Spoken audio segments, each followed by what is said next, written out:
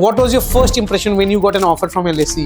I was in a remote village in Gujarat, somewhere in the middle of nowhere basically. I went to Cambridge, I went to Oxford, I went to Liverpool, I went to Manchester. All these 4 great world-class universities, world-class cities, but then they were just college cities. There was nothing for a person who wanted to learn more, who wanted to explore what the world has to offer in those cities. As a counselor, what I've seen that students who have studied during COVID times, they got completely deviated from their careers. They went into their comfort zone, looking for shortcuts. I had a very unfair advantage. I was that category of kids who used to pay attention in the online classes. Very rare. Very rare. What's your long-term vision? I mean, what are you looking at for the next 2, 3, 5 years? For next 2 years, I'm working on the bullet train project, high-speed project in my family business. So I'm gonna continue with that. Why did you consider going abroad, not India? Namaste. Welcome to podcast Global Thinkers. Today I have Mr. Harshvardhan Mittal with me, one of my students जिन्होंने अभी recently masters complete किया है from world renowned LSE, London School of Economics, UK. Thank you, Harsh, for being here. I really appreciate your time for being here. Thank you, Veer, for having me here. Harsh, I've known you and your family for over 20 years now, but I'm so glad that the kind of family you come from, but still you have always been so serious about your career, so much academic oriented. So please, Harsh, tell me about your journey so far in life. So where I started my academic journey when I was in, I did my till class 10th. I studied at Don Bosco, Siliguri here. Then I went to Mayo College, Ajmer for 11th and 12th. Then I went to NMIMS for my bachelor's in business administration in finance. And post that, I took a year gap. I was working with my father while I was also completing my CMA certification. I got my CMA certification. And then I went on to LSE in 2024, completed my degree in 2025. Okay. So Harsh, why did you move to a boarding school at class 11, 12th? So I had grown up in Siliguri. I knew everything and everyone in Siliguri basically. And I always wanted that exposure of being away from home, where I was not in a shadow or under a stereotype because of my background. So that's why I moved to a boarding school when I wanted to move when I was in 8th grade, to be honest, but my parents, they were not ready then. So we waited till 11, but I got to. So was it a good decision to move? Honestly, it was a very good decision because the exposure I got from a boarding school and the basic understanding of how you live a life away from a bubble was very different for me, because when you have a legacy in a school, especially in a day school, so the inside the school feels like home. Once you're outside the school, it's home. So there was never that extreme pressure where I was ever felt that okay, now I have to make something of myself, or I'll have to do something just on the basis of myself. Excellent. But when I went, so it made you independent. It made me very independent. Move out of your comfort zone. Yes. Okay. And then Harsh, you moved to NMIMS. That's Narsi Munji Institute of Management Studies. Yes. One of the top institutions in India. How was the admission process? So we were the COVID batch. So we had that online exam, metal, I guess that was the name. Yeah, metal thingy. So it was a very basic, simple exam. It was maths, statistics, and logical reasoning, and this verbal and English basically. Okay. So these 4 were the parts of the exam, and other than that, there was no interview. There was nothing. It was just a score-based admission. Okay. I got a decent rank, I would say, not that good, not that bad. And I got into my BBA. I was very happy I got into BBA, and that was it. I didn't want to go to any other college in India specifically because Pune and Bangalore, I didn't want to stay there because of the reputation of the city, and Kolkata because I wanted to move a bit away from home. Yeah. Okay. So during COVID, you said that you were the COVID batch. So how many years or how many semesters you studied online? I studied 1.5 years. That was 3 semesters. So basically 50% of my college was done online. So as a counselor, what I've seen that students who have studied during COVID times, they got completely deviated from their careers. they went into their comfort zone, they started doing looking for shortcuts. I saw a lot of students have struggled big time after COVID. What was your take on that? How did you face that situation, and how did you keep yourself focused? So I had a very unfair advantage. I was that category of kids who used to pay attention in the online classes, because just for Very rare. very rare. So just because I found it I found it very interesting, and I was sleeping. I was in half asleep half the classes. Not gonna lie, I was very, like, if I was in the mood, I would attend the class. If I was not in the mood, I would let it just play on the side. But still, because the first 2 years of bachelor's becomes very interesting, first 1.5 year is very basic and very interesting. So half of the stuff was already taught in 11 12. They had to make it slow for the science batch and Yes. other people, and Yes. people from other backgrounds. But other than that, the more important thing was, I never I always knew I had to go back and complete my education. Not completing my education or lacking off in my education is ever an option. So that's why I always kept my mind straight that I have to study, I have to study, I have to study, even if the world is going. You are very self, so you were self motivated, and you knew that there is no way to shortcut. There is no shortcut. On top of that, even the community of people, like my The friends, peer group. yeah, the peer group I got online was also pretty much helpful with it. I got few good friends in the online classes as well, who helped me, like, who kept me motivated while in this journey. Excellent. So, Harsh, you also did your CMA Ye- parallelly with your BBA. So, CA is Certified Management Accountancy, if I'm not mistaken. yes. So, there are a lot of students who are confused between doing a CA, CFA, and CMA. So, how did you identify you want to go for a CFA and not the other two? What's the difference? So the reason I wanted to go for CMA, I even tried giving the entrance, The foundation exams. the foundation exam for CA. The first attempt told me that, okay, this is not for me. Then I that's when I decided, okay, I am not gonna do CA, because I didn't want to restrict. CA is very vast, it's very deep, and it's very important. But the thing is, a CA knows so deeply about Accounts.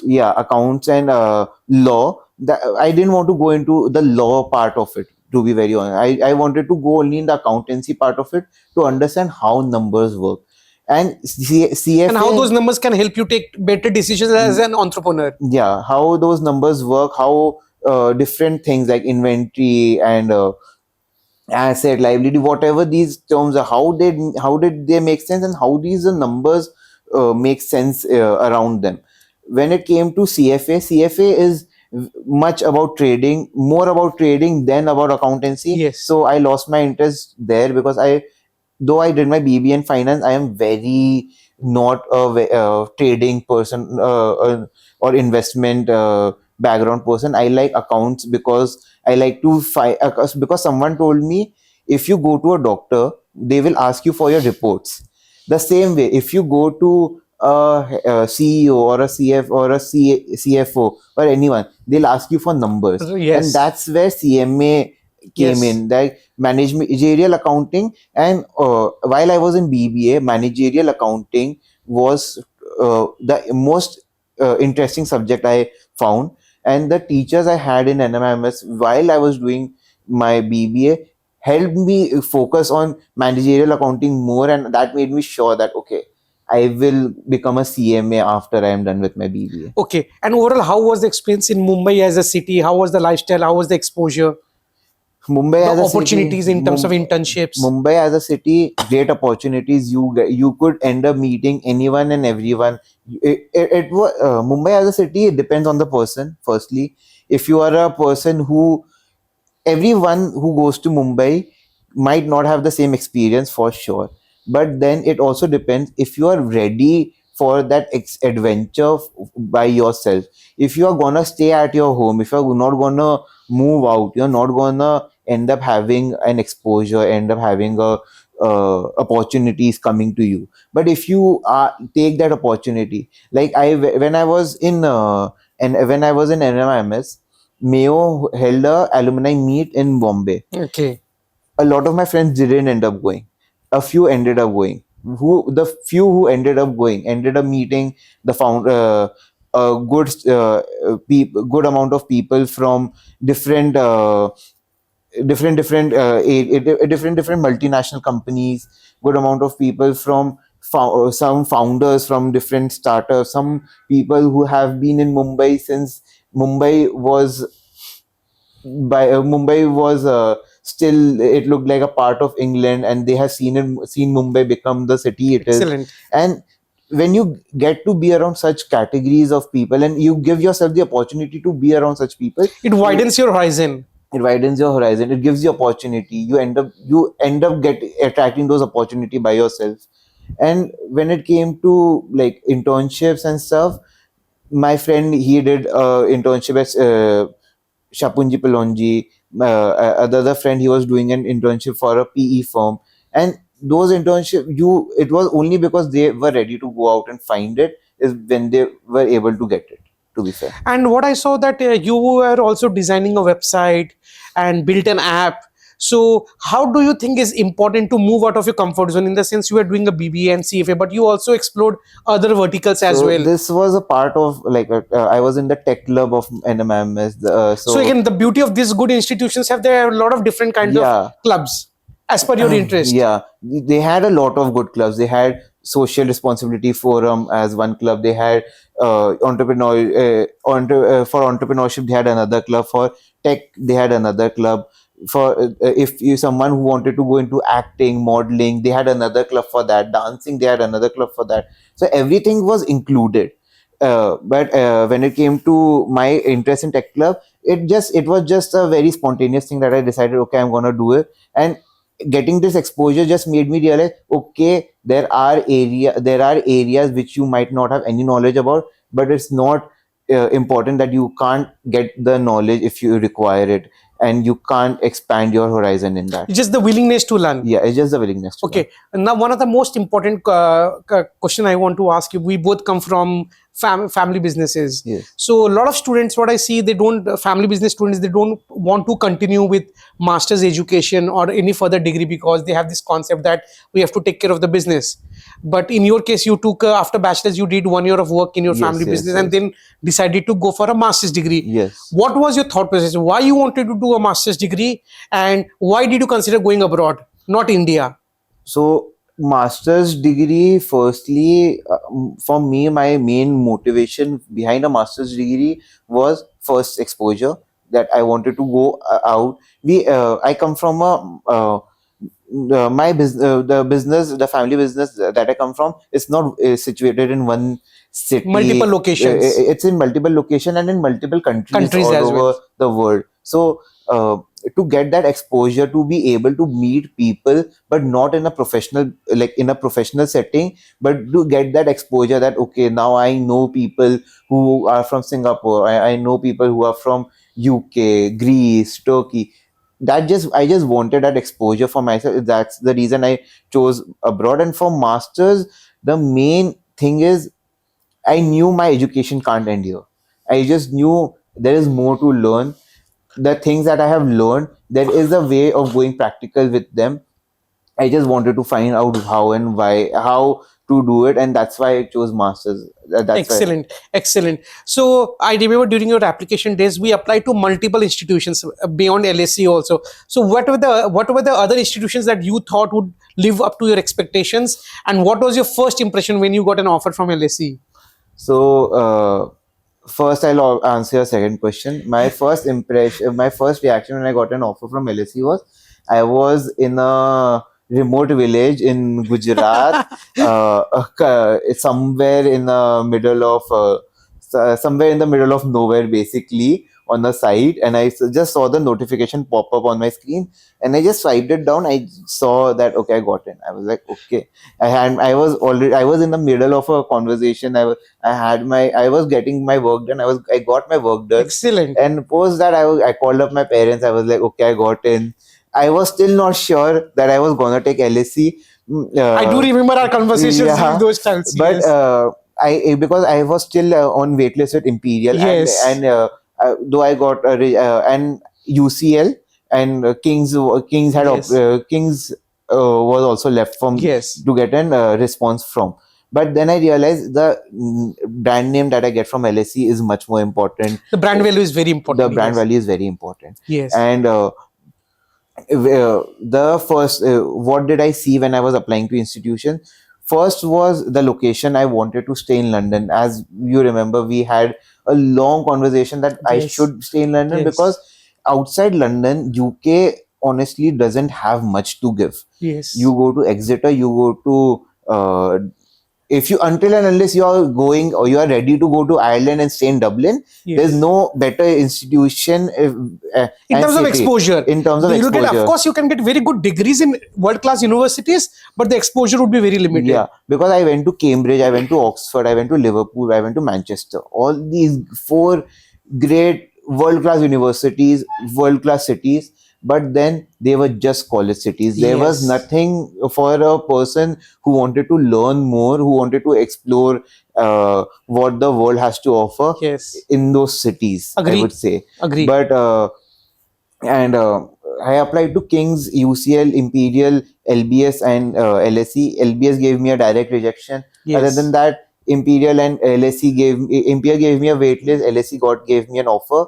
UCL and King's, I never fully completed my application Yes. to because I got my offer from LSE. Excellent. But and the second part was the practicality of the course. The practicality of the course is very important. If you, especially when you have done theory in India, you cannot go wrong if you want to go practical with masters in abroad, because they make you go practical. Yes. With your thinking. So is LSE overhyped or is genuinely very good? What difference did you find with students studying in some other university compared to LSE? Because you got an opportunity to interact with students studying in other universities also. What difference did you find?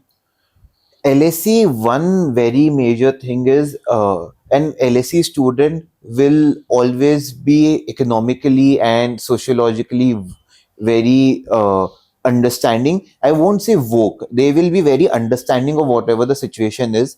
Their own ideologies are for themselves to decide, but they will obviously know what is going on in the world.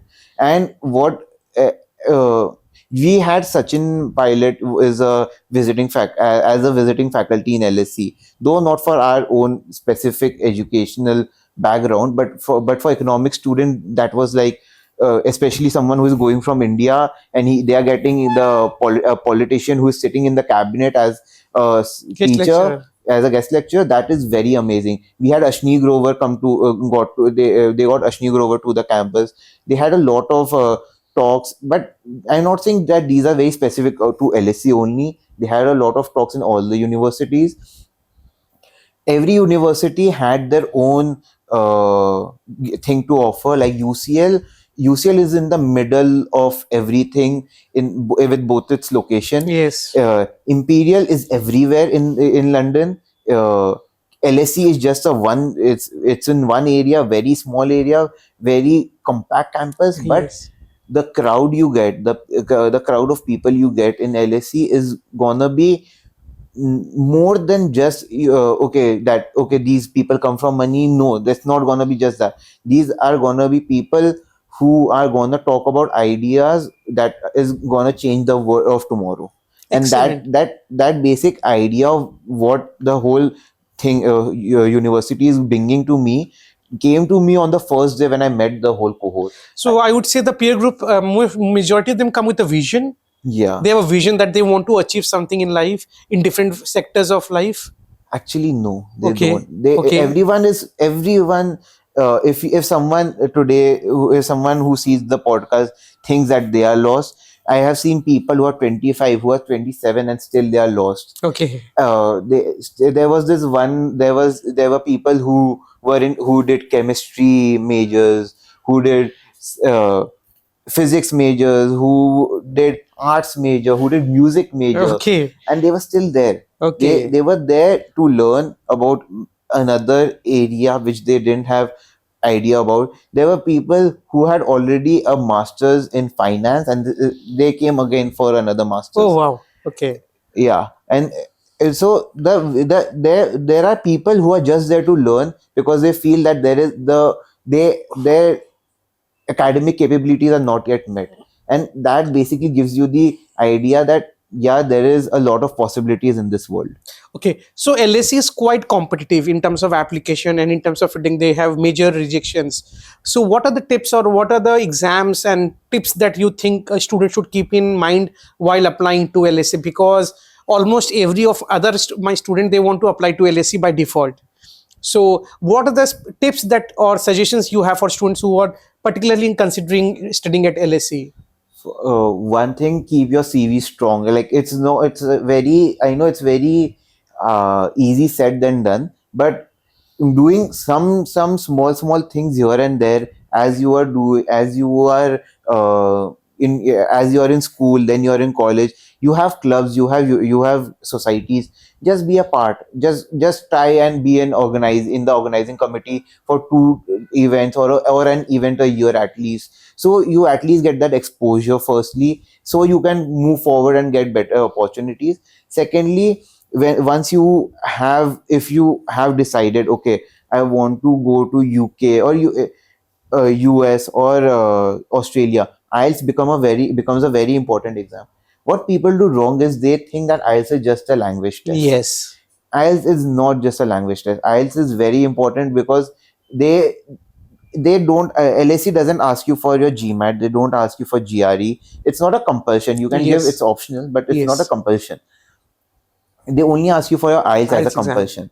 When that happens, you out of a cohort, out of, let's say, a people applying, 1,000 people applying, if only 100, only 10 of them have 8.5, then those 10 of them get that extra advantage. If 100 Yes. of them have Yes. 8 and above, then those 8 get extra advantage. Absolutely correct. So make and English and India is 90% of our education is basically being done in English. You are not asked to do something very extraordinary. It's a very simple exam. Just putting that extra 10% or 20% of effort while Preparing for the IELTS exams. before, people don't even prepare for IELTS exam. That's the whole issue. Yes. I prepared for 2 days. One day I did for one day I did before my writing exam and the paper exam. The second day before my vocabulary Exam. Speaking exam. speaking exam. 2 days before, and that's it. That's all you Excellent. require. And could you please emphasize on the importance of SOP, statement of purpose? Students generally use ChatGPT to write SOP. Could you please elaborate on how important it is to write a good SOP? SOP is all they are judging you on. SOP, CV is just a Snapshot. CV is just a snapshot. It's just a skeleton. Yes. But what was your process? What was your mind, your thought process? How did you evolve through Yes. those processes?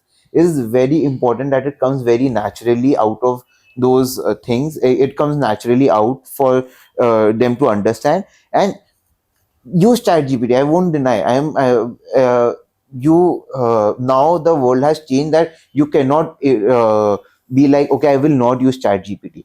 But don't make ChatGPT give you ideas. Give ChatGPT the ideas that you want it to write around. You have to give you. It's not like you will just tell it, okay, give me an SOP. It will give you an SOP. Yes. You will have to sit with it. You will have to actually talk to it like a human. Give your input, give all the data you have about yourself, about your life, about your family if you have to, and make them understand, okay, this is my life, this is my vision in my life, this is how I want to pursue my life further. And now I want you to write an SOP for for me, for this university, in the given word space, in the given format. Rest is all on the Excellent. And what did LSE offer beyond academics, and how was the teaching methodology? in terms of academics. The best part about the academics and academics abroad, I will say, is the capstone projects that happen. Capstone projects are basically, they give you this one company and you have to take care, and they give you a proper consultancy project kind of a thing, and you have to do it from scratch till the end like a consultant. That is very important because it gives you the full-fledged practical market idea. Other than that, LSE had a very simple um, academic course. The first semester was a generic semester. They had they had economics, they had maths, they had accounts, they had marketing. Second semester, they had another two compulsory courses. One was accounts, another set of accountancy, and then there was HR, and which is basically organizational behavior. Yes. Other than that, there were two optional subjects. I chose negotiation and operations for mine. There were people who chose a lot of different people there who could even take psychology. You would have to get a few permissions, but Yes. you can go till that level. I had a psychology student studying operations with me in my year. Excellent. So it's just, the idea was simple. They will not ask you to study, they will not ask you to do your work, they will just send you a mail that you have to get this done. It's on you that you take the schedule in mind. It's on you, you get the application, you get the paperwork done, you get all the things important done, and you get it checked by the teachers. They are not gonna spoon feed you like they do in India for the major part of it. And that is something that makes you realize, okay, now onward, like, this is how life is. You are, no one is gonna chase behind you, and that just basically makes you more conscious about your academics and makes you more conscious about how you're gonna Excellent. go forward. So after you academics. completed your masters, you got the opportunity to get a stay back visa for 1.5 years. But I believe you have not taken up that and have come back to family business. Yeah. So now, what's your long term vision? I mean, what are you looking at for the next 2, 3, 5 years? So for next 2 years, I'm working on the bulletin project, high speed project in my family business. So I'm gonna continue Excellent. with that. My good wishes. Thank you. And post that, I am hopefully I have a few ideas in my mind right now, with which I want to move forward. But in my present right now, I just want to focus on getting the project done, Excellent. which I am a part of, and then I want to move forward and do some other things of my own, because I don't want to be in multiple boats at once and just end up Excellent. not doing anything. Just focus on one thing at a time. My last question of the day: one piece of advice you would give to students who dream of pursuing studies abroad? Always keep an open mind to experiences, to people, and to whatever the world has to offer. I saw people who came to London and who didn't enjoy London. I saw people who came to Bombay and didn't enjoy Bombay. And I had my best time of my life in these two cities, because I always thought, I just have 2 years, or I just have 1 year. I can do whatever I want. I can be whoever I want, and I can take these experiences and move forward with my life, because of the same fact that every experience that you have is just a story that you can tell the other person. Excellent, Harsh. Thank you so much for being here. Thank you so much, yeah. It was so lovely to have you here. I hope this podcast helps a lot of my students who dream of pursuing LSE. Thank you for listening to this podcast. If you really like our content, do subscribe the channel and follow us for further good content. Thank you so much. Thank you.